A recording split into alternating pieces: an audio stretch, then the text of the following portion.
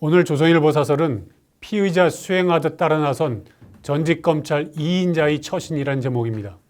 음주 뺑소니 혐의를 받는 가수 김호중 씨가 24일 영장실질심사를 받기 위해 법원에 출석할 때 조남관 변호사가 동행했습니다.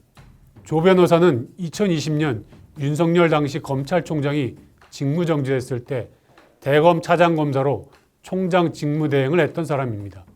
검찰총장 직무를 대행했던 사람이 김호중 씨를 마치 수행하듯 바로 뒤에서 함께 출석했습니다. 조 변호사는 며칠 전 김 씨가 경찰 조사를 받고 나올 때도 바로 뒤에서 동행했습니다.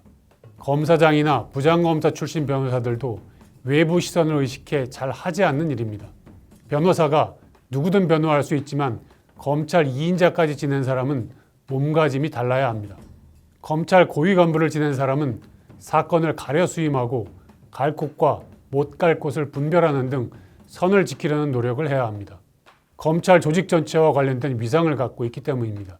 더구나 이 사건은 이원석 검찰총장이 김호중 씨의 범행을 사법방해 행위로 규정하고 엄정 대응을 지시한 사건입니다. 김 씨 측은 사건 발생 이후 계획적 허위 진술, 운전자 바꿔치기, 증거인멸 등 사법방해 종합세트 같은 일을 벌였습니다. 일반 변호사가 아니라 전직 검찰총장 직무대행이라면 한 번쯤 수임을 고민했어야 할 사건입니다. 후배 검사들과 국민 눈에 어떻게 비칠지 한 번도 생각하지 않았습니까? 전직 검경 고위직들의 처신이 문제가 된 것이 어제 오늘 일은 아닙니다.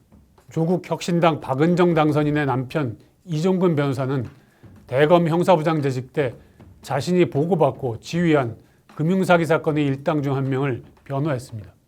자신이 갖고 있는 다단계 사기 수사의 전문성을 내세워 다단계 업체를 변호해 수임료 22억 원을 받기도 했습니다. 문재인 정부에서 임명된 남구준 경찰청 초대 국가수사본부장은 퇴임 후 국가수사본부 수사를 받고 있는 대형 입시업체의 사회이사로 선임됐다가 논란이 일자 사퇴하기도 했습니다. 돈 앞에서 부끄러움을 잊은 전직 고관들의 모습이 씁쓸합니다.